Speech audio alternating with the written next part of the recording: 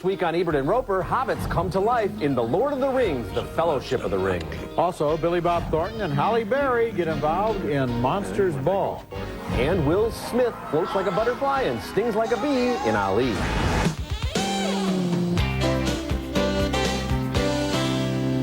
Sauron needs only this ring to cover all the lands in darkness. What must I do? A young hobbit embarks on a journey through a magical but dangerous world in The Lord of the Rings, one of 6 holiday movies we'll review this week. I'm Roger Ebert. And I'm Richard Roeper. The Fellowship of the Ring, the first installment of the J.R.R. Tolkien trilogy, is an epic in every sense. A marvelous-looking movie with jaw-dropping sets and impressive special effects. But it repeats itself too often and drones on for nearly 3 hours. The brooding Elijah Wood of The Ice Storm and the husky Sean Astin from Rudy are curious choices to play Frodo and Samwise, who must destroy the ring that is the source of all evil in a land called Middle-earth. It's some form of Elvish. I can't read it. There are few who can. The language is that of Mordor, which I will not utter here. That's Ian McKellen as Gandalf the Grey, the good-hearted wizard who guides Frodo through his perilous quest. Viggo Mortensen is Aragorn, a.k.a. Strider. Are you frightened? Yes. Not nearly frightened enough. I know what haunts you. Frodo and his band of hobbits are relentlessly pursued by the dark ring wraiths.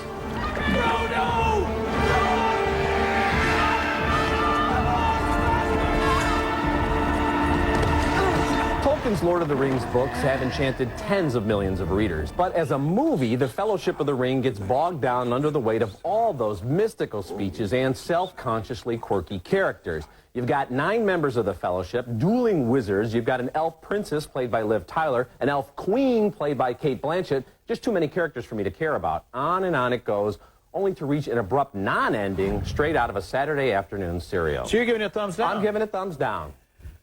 Whoa. Well, I like it. I think that it indicates a return by Hollywood to the kind of courage that led to great epics like Lawrence of Arabia and the Star Wars trilogy. A really out there kind of large-scale, ambitious undertaking that is too long. I agree with you. It's too long, except for the people who are going to go see it. And they won't find it to be too long. Oddly enough, well, you know what? Frodo the Hobbit ain't Lawrence of Arabia, first of all, okay? The people who have your objections to this film are not the kinds of people that will ever go to see it in the first place. The characters are getting tedious after a while. They go on one adventure after another. And this Frodo the Hobbit character who's in this little, elfin world or whatever, and he goes from one place to another, and he's wide-eyed, and he's wide-eyed. You think after the 15th beast or the 14th elf or the little sprite that he wouldn't be so amazed by Middle-earth. It's obviously this magical land, and they're all going after this silly little ring that makes people go, ooh, evil stuff. I would not be completely honest if I didn't say that I can understand where you're coming from. On the other hand, if you're going to start talking about The Lord of the Rings on the grounds that they're going after this silly little ring, then I think you're kind of missing the whole point of the book. The ring is what sets the entire plot into motion. That's right. That's right. I thought it was a visually powerful epic, and I enjoyed it. But I got to say my enjoyment was tempered by a little sadness that the innocence or naivete of the original books has kind of been lost in the middle of a high-tech special effects adventure picture. One thing that bothers me is that the hobbits are the heroes of the books, but in the movie, the tall people, the men, the wizards, and the elves take the initiative and give the orders. Boromir, give the ring to Frodo. So my thumb is up for The Lord of the Rings. It's an impressive achievement, but I am a little melancholy that the movie is a violent action picture, and the books by Tolkien come from a kinder and gentler time. But Richard, at a time when Hollywood has such small visions, the purity, the ambition, the scope, the vastness of this film, those guards protecting the way down that river passage. I agree. All of that is impressive. Well done. Hey, they spent a ton of money on this movie, and you can see the money on the screen. Yeah. It looks great, and the little people don't look like they're superimposed against the regular-sized people, and the giants look like giants, and all that good stuff. But, Roger, it goes on forever. Okay, well, and I understand that movies, Harry Potter is part of a series, but it ends on a satisfactory note. Okay. This thing, it's like after 3 hours, and they kind of look at each other, and they almost look at the viewers and go, see you next Christmas for another big commercial movie. Well, of course, because it's a trilogy. It is a trilogy, so it doesn't end after the first book. It's going to be a $27 trilogy for people, though. I think for $9 you should get some kind of closure. I do feel for myself that Harry Potter is a better movie. Absolutely. Again, I do know that there are some people who are not true believers we're going to say what you said about Fellowship of the Ring. But I believe in the quest. All right, fine. Okay. Our next movie is Jimmy Neutron, Boy Genius. This may not take as much heavy lifting in the critical department. It's an animated comedy from Nickelodeon, frankly aimed at grade school kids and landing right on target. The hero is a boy inventor who uses his own rocket plane to put a satellite, or is that a toaster, into orbit before breakfast. He believes his new intergalactic communicator has allowed him to receive messages from an advanced civilization. I don't care how advanced they say they are, Jimmy. If your father and I haven't met them, they're strangers. The aliens do turn up and abduct all of the parents in town. At first, the kids are overjoyed and they run amok, eating too much candy and staying awake too late. But then they miss their parents, and Jimmy tells his best pal, Carl, how they're going to rescue the grown-ups. You know, the last time we tried this, Jim, we couldn't even break free of the atmosphere. I know, but I recalculated the thrust-to-fuel ratio, and I've adjusted the engine accordingly. I can fix that. On the alien planet, they confront the kidnappers. King Goobot, with a voice by Patrick Stewart, and his lackey Ooblar, with a voice by Martin Short. You let us go, you big ball of phlegm. That's no way to talk to the king. He's the royal phlegm. Blah. Sorry, sire. A lifetime devoted to the study of the cinema, and I'm analyzing Goobot and Ooblar. Yes, you are. Jimmy Neutron, Boy Genius, is not the kind of animated film like Monsters, Inc. or Shrek that contains a lot of satirical asides and those little in-jokes that entertain the adults. I think this movie is really meant for the kids, but it has a bright and vintage visual style. I like the way they convert amusement rides into spaceships and build a campfire on an asteroid and then kind of make fun of Blair Witch. And adults who appreciate the art of movie animation may enjoy the look of this film, which makes Jimmy's inventions look like Rube Goldberg times 10. If the kids have seen Harry Potter and they're too young for the more intense Lord of the Rings, Jimmy Neutron is a good choice over the holidays.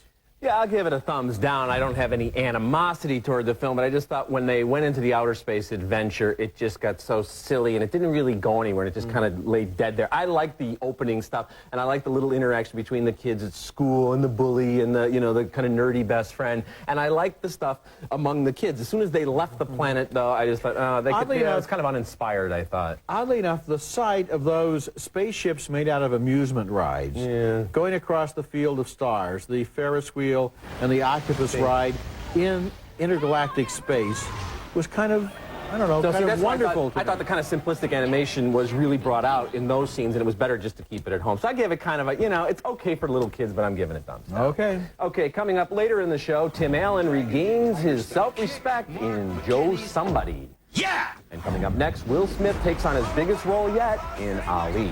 Rumble, young man, rumble! Ah!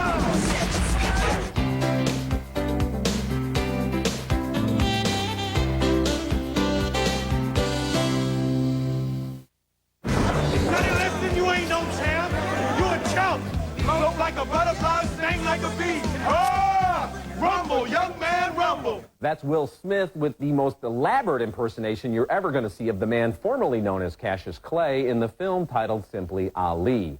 Smith does do a credible job of portraying the fighter during the most controversial period of his life, 1964 to 1974, but he never really embodies the spirit of Ali. I was always conscious of watching Smith trying to look, sound, act, and fight like the champ. Same thing with John Voight as he does his best impersonation of Howard Cosell. You really went to law school? Yes, Mohammed. And to think I gave up a lucrative practice for the likes of you. I'm the best thing ever happened to you, Cosell. Without me, you'd be a tall white man with a microphone in his mouth. And without me, you'd be a mouth. There is a lively spirit in those Cosell-Ali exchanges, but Ali in his prime was mostly a one-man show. He didn't have conversations, he delivered sermons. You my enemy, not no Chinese, no Viet Cong, no Japanese. You my opposer when I want freedom. You my opposer when I want justice. You my opposer when I want equality. Want me to go somewhere and fight for you? You won't even stand up for me right here in America, for my rights and my religious beliefs. As cagey and media savvy as Ali could be, he wasn't immune to the manipulations of promoters and religious advisors. His second wife lays it out for him as he trains for the George Foreman fight. Don King talks black, lives white, and thinks green. And you're defending him and Brother Herbert? Because clean-cut Muslims in a parade on the south side of Chicago ain't gonna get this done. And now they matched you up against George Foreman. Do you think they give a damn if you get killed? The film's final segment chronicles the aging Ali's shocking upset of the seemingly indestructible George Foreman in the famous Rumble in the Jungle. and director Michael Mann gets all the details just right. But I couldn't help compare these dramatized scenes with the real-life footage from the amazing documentary When We Were Kings. In fact, there's so much film and tape of the larger-than-life Ali available that Will Smith probably faced an insurmountable task. He's shadowboxing a legend. Ali is a faithful biopic that doesn't shy away from the man's womanizing and his up-and-down relationships with Malcolm X and Herbert Muhammad.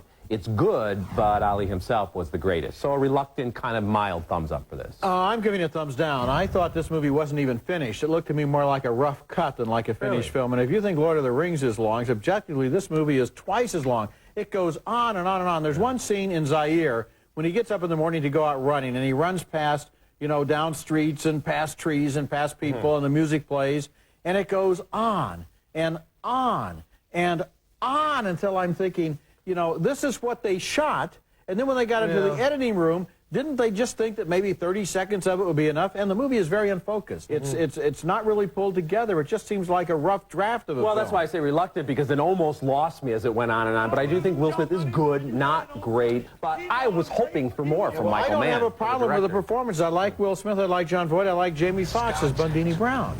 Yeah, but Jamie Foxx is excellent. What I don't like is the movie doesn't have really doesn't have an arc. I mean, it doesn't really tell us anything about Muhammad Ali. It just really seems to be kind of murky and muddled and not really sharply focused. I like what did they want to say? De Niro played Jake LaMotta. Most people didn't remember that much about Jake LaMotta, or they didn't know exactly what he looked like. They know all and he about really Ali. took on that character in Raging Bull, and this is nowhere near that. It doesn't have the flash. It doesn't have the fire.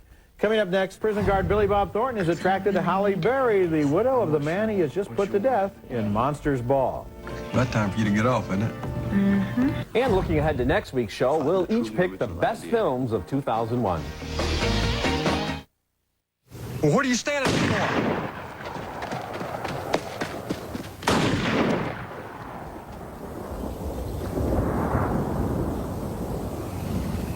As Monsters Ball opens, Hank Grotowski, a racist prison guard played by Billy Bob Thornton, chases away a couple of black kids while his son and his father look on. This is a sick family. Hank was abused by his father, and he abuses his son. All three men have worked at the prison where Hank and his son supervised the execution of a black man. And soon after that, Hank meets the executed man's widow and begins a shy, inhibited courtship. Let's just take it for a little spin. Come on. I ain't even got my shoes on. That's Halle Berry, who is absolutely superb as Letitia. She has problems of her own. She drinks too much, she's about to be evicted, and she's distraught because of a death in her family. But meeting Hank gives her a kind of hope, and she brings him a present. Home alone when she arrives at the house is Hank's father, a virulent racist. Who are you? You just walked in my house? My bad. I thought... Hank? You looking for Hank? Yes. Is he here? That's Peter Boyle as Buck, who insults Letitia cruelly, and she walks out deeply hurt. Now she won't talk to Hank, and he tries to apologize. I got time to talk. Well, I wish you would talk to me. I think Monsters Ball is the best film of the year. It takes its characters and brings them through dramatic arcs of change, suffering, loneliness, and need. It's not a liberal message movie about black-white relations. It's about two desperate people who, in a very practical way, have got to have one another. They need one another. Toward the end, Halle Berry makes a devastating discovery, and how she deals with that and why says as much about poverty and class in America as any movie in years. Well, you're right. Halle Berry, I think she's a revelation. She's been good in things before, but she's great here. It's an Oscar-worthy performance. And Billy Bob Thornton as well, striking just a different tone than he did from Bandits or The Man Who Wasn't There. What a year he's had as an actor. And this is a challenging film, and it makes you think. It explores a point that a lot of people probably don't think about too much. You can be racist, but you can still be attracted to a person of another race. And that's what happens here with the Billy Bob Thornton character, and it's fascinating. And then he becomes horrified by his own father. Of course, he's a lot like his father, and of course, that's why he's so horrified, because he realized that's also him on some level. This is not their story, you know, and it's not really seen just through the eyes of one of them. It's seen through both of their eyes. These are arcs that don't intersect. They just meet at the same point through need and desperation and through, you know, the human soul that has a vacuum in it and needs something there. And that's what's fascinating. This doesn't have all the kinds of motivations you usually have, like romance or their minds meet or things like that. This is about economic determinism as well. It's wonderful, mature writing, and beautifully acted. Yes, it is. Coming up next, musicians in love face a terrible challenge in A Song for Martin.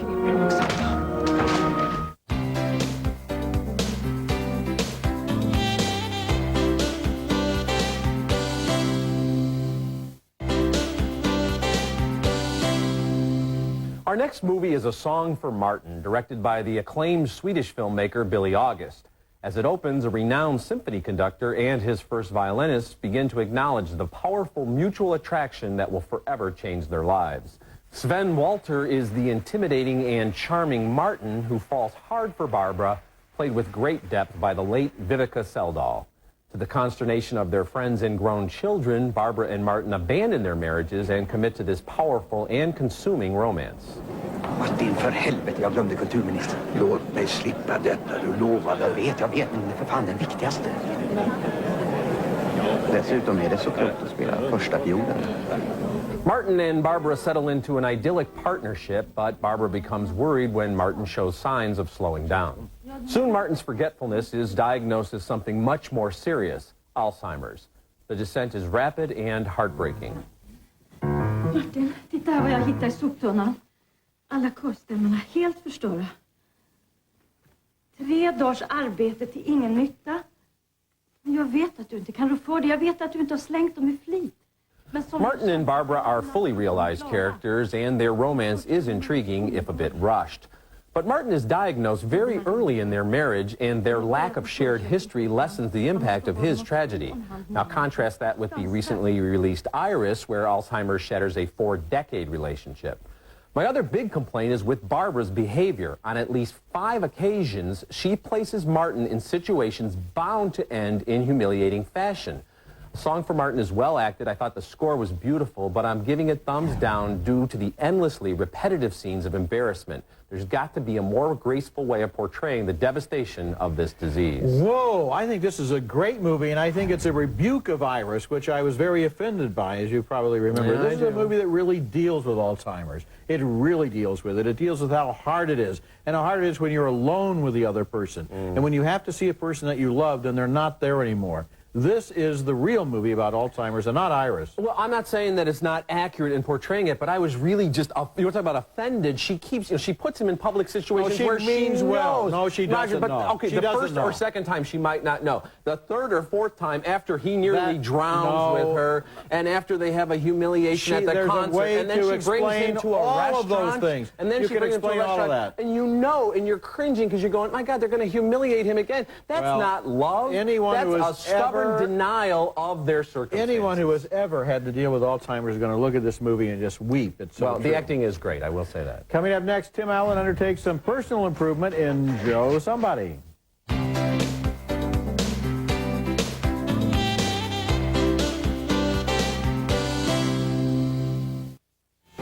Join Ebert and Roeper's second annual Film Festival at Sea. With sneak previews of the hottest new movies, everyone becomes a film critic. Roger and Richard sail to the Bahamas and Disney's Castaway Cay, February 28th through March 3rd, aboard the Disney Wonder. Ebert and Roeper's Film Festival at Sea. Call your travel agent or 1-800-945-3806. Also opening this weekend is Joe Somebody, starring Tim Allen as a quiet pushover who's knocked over by the office bully in front of his young daughter. Demanding a rematch, he finds his own Mr. Miyagi to train him in the martial arts. What do you think? No, not good. Why not? Oh, that's why. That's Jim Belushi in a role that kids Steven Seagal. Joe Somebody is predictable, conventional, and tame. Feeling better? Yeah. And by the time it finally arrives at its positive and uplifting conclusion, we don't need to be inspired. We need to be awakened. Thumbs down. Yeah, I give it thumbs down as well. I like the Belushi character. I'd rather see a whole movie about an aging B-movie actor and forget about all the stuff with Tim Allen. Okay, recapping this week's movies, we split over The Lord of the Rings, The Fellowship of the Ring, another disagreement on Jimmy Neutron, Boy Genius, and another split vote on Ali. But two enthusiastic thumbs way up for Monsters Ball. It opens next week in New York and L.A. A big disagreement over a song for Martin is playing in L.A. for a one-week Oscar run. And finally, two thumbs down for Joe Somebody. Remember, you can hear our reviews at ebertandroper.tv and read us in print at suntimes.com. Next week, we'll be back with our annual show celebrating the year's best movies, and until then, the balcony is closed. I don't think you're going to get too many thank you notes from people who go to see Ali instead of Lord of the Rings. Oh, I think I'm going to get a lot of notes about the Lord of the Ring, but I hope I warned people away, unless you're really into the whole Hobbit thing. You want to? I was sitting there like this, hitting the side of my leg, trying to stay awake in the third hour of Lord of the Rings. Facts of Life by Lysol. Fact. It's cough and cold season. Fact. Lysol spray helps stop the spread of the cold virus. Life demands Lysol. That's a fact. Christy lost 84 pounds in 12 weeks with clinically proven Synodrin. Synodrin is the #1 selling diet supplement in America because it works. Available at GNC. New Blistex Silk and Shine with real silk extracts. For the feeling of silk, plus a light glossy shine. Discover what your lips are missing. New Blistex Silk and Shine. Quick, do it with Quick Braid. It twists, braids, automatically. Snap on the beads and get the look. Double quick. Double strand braids with Quick Braid from Conair. Closed captioning for Ebert and Roeper is brought to you by